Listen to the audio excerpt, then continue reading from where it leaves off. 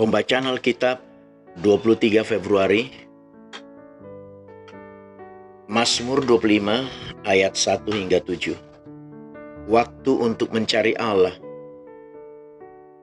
Daud pernah takut dan memberi kita contoh bagaimana memulai saat teduh. Dia memulai dengan, "Kepadamu ya Tuhan kuangkat jiwaku." Dia tetap percaya kepada Allah walaupun semua tantangan itu terhampar di depannya. Lanjutnya, "Allahku, kepadamu aku percaya, janganlah kiranya aku mendapat malu, janganlah musuh-musuhku beria-ria atas aku." Saudaraku, ambillah selalu saat-saat tertentu setiap hari untuk mencari Allah, mendengarkan firman Tuhan, demi mempersiapkan apa yang terhampar di depan kita.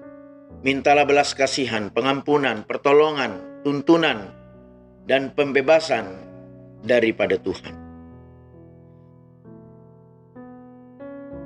Dari Daud, "Kepadamu ya Tuhan kuangkat jiwaku.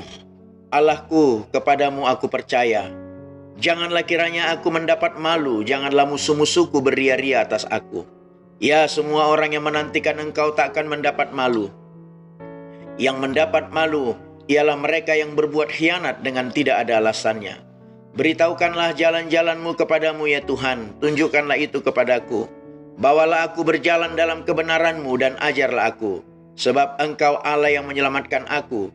Engkau ku nanti-nantikan sepanjang hari. Ingatlah segala rahmat-Mu dan kasih setia-Mu ya Tuhan. Sebab semuanya itu sudah ada sejak purbakala. Dosa-dosaku pada waktu masa muda. Dan pelanggaran-pelanggaranku janganlah Kau ingat, tetapi ingatlah kepadaku sesuai dengan kasih setia-Mu, oleh karena kebaikan-Mu ya Tuhan." Pembacaan dari Perjanjian Baru, Markus 8 ayat 1 hingga 10. Inspirasi Alkitab bahwa Allah peduli kepada kita, Allah tahu apa yang menjadi kebutuhan kita. Melalui anaknya Yesus Tuhan kita akan menerima pertolongan, kita akan menerima kebaikan Tuhan. Yesus memberi makan 4.000 orang. Pada waktu itu ada pula banyak di situ yang besar jumlahnya. Karena mereka tidak mempunyai makanan, Yesus memanggil murid-muridnya dan berkata, "Hatiku tergerak oleh belas kasihan kepada orang banyak ini. Sudah 3 hari mereka mengikuti aku dan mereka tidak mempunyai makanan. Dan jika mereka kusuruh pulang ke rumahnya dengan lapar, mereka akan rebah di jalan, sebab ada yang datang dari jauh." Murid-muridnya menjawab, "Bagaimana di tempat yang sunyi ini orang dapat memberi mereka roti sampai kenyang?"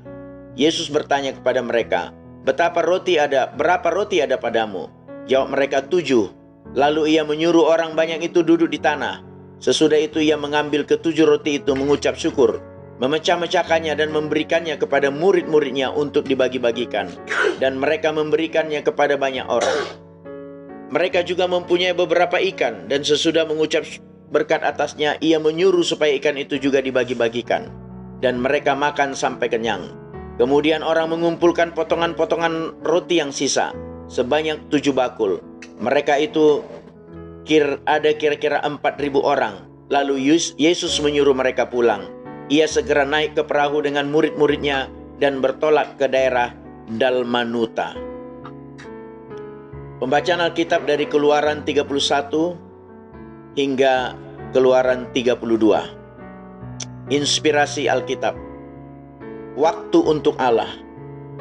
Kita dapat melihat pada bagian ini bahwa pentingnya memiliki waktu khusus beristirahat bersama dengan Allah. Penyebab utama bangsa Israel menyembah berhala adalah karena mereka tidak bersama dengan Allah. Mereka juga tidak sabar menunggu Allah. Mereka tidak mengerti waktu menunggu Allah.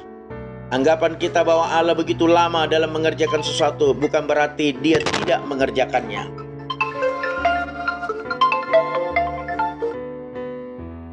Ketika orang-orang itu membuat lembu emas sebagai berhala, doa Musa lah yang mencegah bencana dahsyat yang hendak menimpa Israel. Harun bertanggung jawab atas perintah penyembahan berhala itu. Musa marah kepadanya karena menyebabkan umat jatuh dalam dosa. Bacaan hari ini bisa lebih dipahami dalam penjelasan di Perjanjian Baru. Rasul Paulus menulis, Semuanya ini telah menjadi sebagai contoh bagi kita untuk memperingatkan kita, supaya jangan kita menginginkan hal-hal yang jahat seperti yang telah mereka perbuat. Dalam 1 Korintus 10 ayat 6, bagian ini memperingatkan kita tentang 4 hal, yaitu kesenangan diri, percabulan, mencobai Tuhan, dan bersungut-sungut. Ini menunjukkan bahwa Allah tidak ingin membiarkan kita menjadi semakin menjauh dan memburuk. Haleluya. Bezaleel dan Aholiab ditunjuk. Berfirmanlah Tuhan kepada Musa, "Lihat, telah kutunjuk Bezaleel bin Uri bin Hur dari suku Yehuda, dan telah kupenuhi dia dengan roh Allah, dengan keahlian dan pengertian dan pengetahuan dalam segala macam pekerjaan, untuk membuat berbagai rancangan supaya dikerjakan dari emas, perak, dan tembaga, untuk mengasah batu permata supaya ditata, untuk mengukir kayu, dan untuk bekerja dalam segala macam pekerjaan.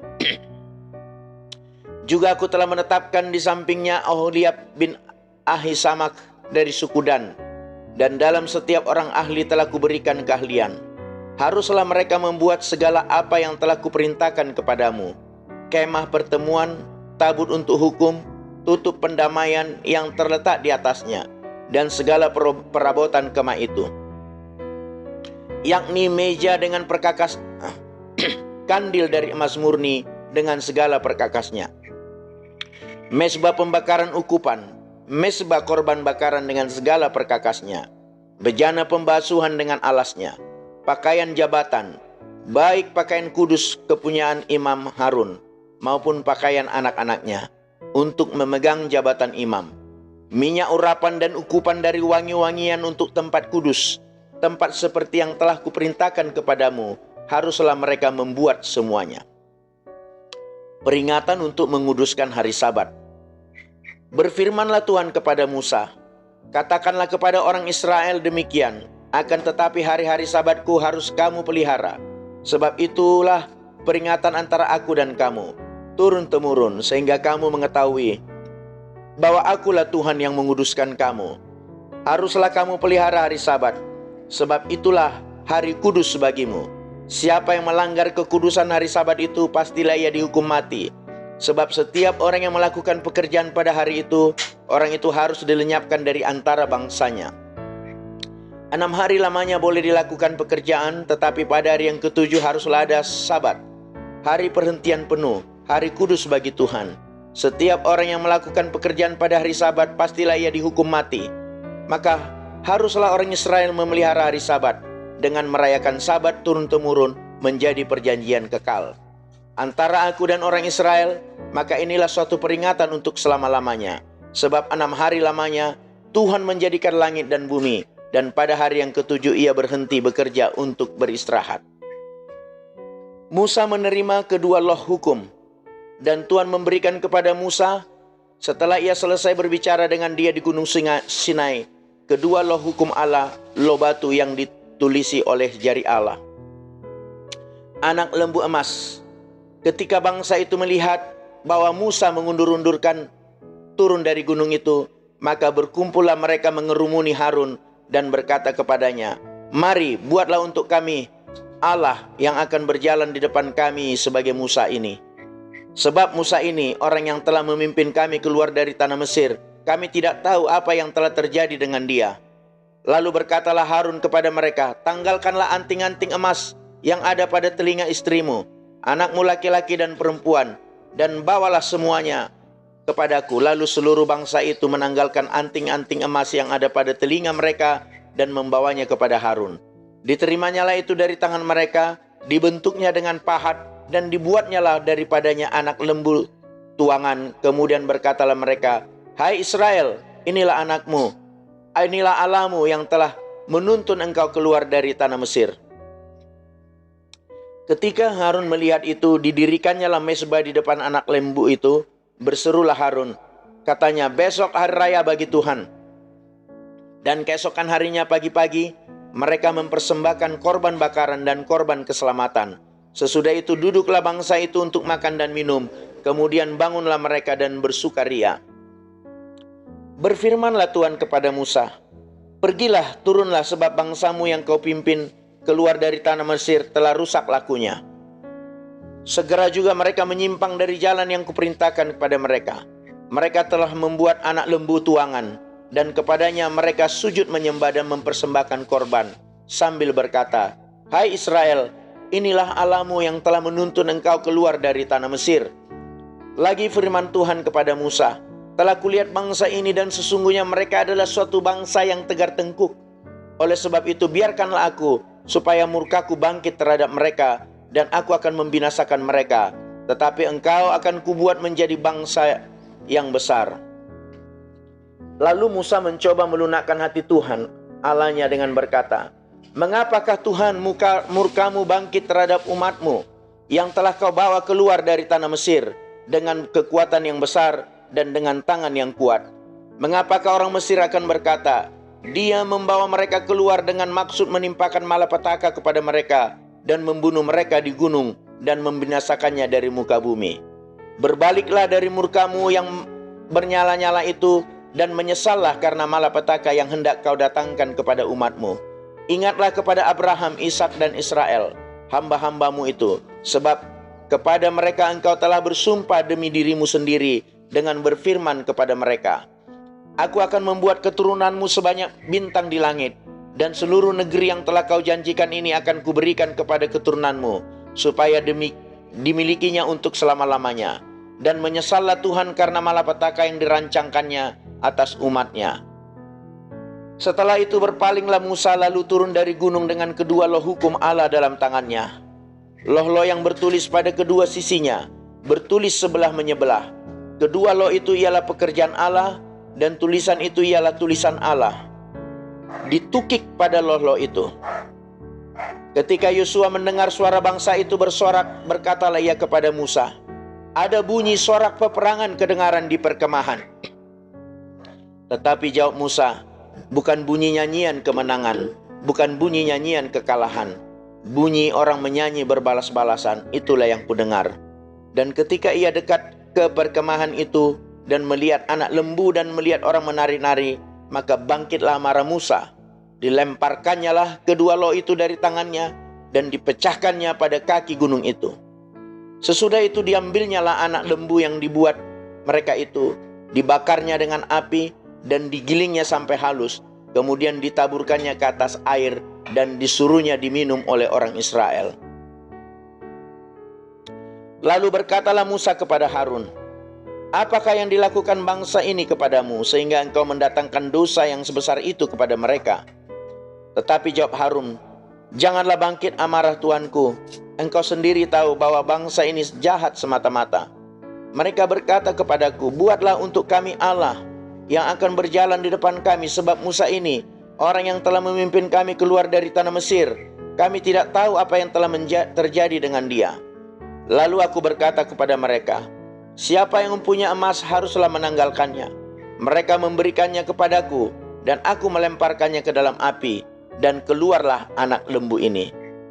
Ketika Musa melihat bahwa bangsa itu seperti kuda terlepas dari kandang, sebab Harun telah melepaskannya, sampai menjadi buah cemooh bagi lawan mereka, maka berdirilah Musa di pintu gerbang perkemahan itu serta berkata, "Siapa yang memihak kepada Tuhan, datanglah kepadaku." Lalu berkumpullah kepadanya seluruh Bani Lewi.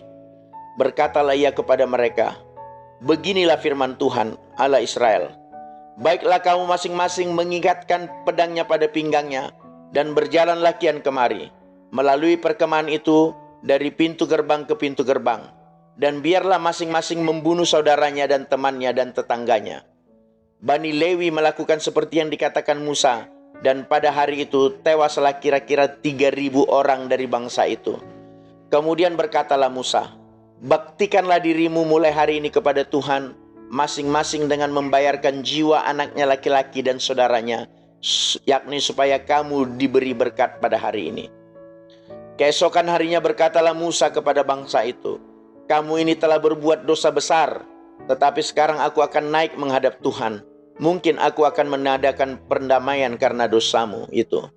Lalu kembalilah Musa menghadap Tuhan dan berkata, bangsa ini telah berbuat dosa besar, sebab mereka telah membuat Allah emas bagi mereka. Tetapi sekarang kiranya Engkau mengampuni dosa mereka itu, dan jika tidak, hapuskanlah kiranya namaku dari dalam kitab yang telah Kau tulis." Tetapi Tuhan berfirman kepada Musa, "Siapa yang berdosa kepadaku, nama orang itulah yang akan kuhapuskan dari dalam kitabku. Tetapi pergilah sekarang, tuntunlah bangsa itu ke tempat yang telah kusebutkan kepadamu. Akan berjalan malaikatku di depanmu. Tetapi pada hari pembalasanku itu, aku akan membalaskan dosa mereka kepada mereka." Demikianlah Tuhan menulahi bangsa itu, karena mereka telah menyuruh membuat anak lembu buatan Harun itu. Haleluya.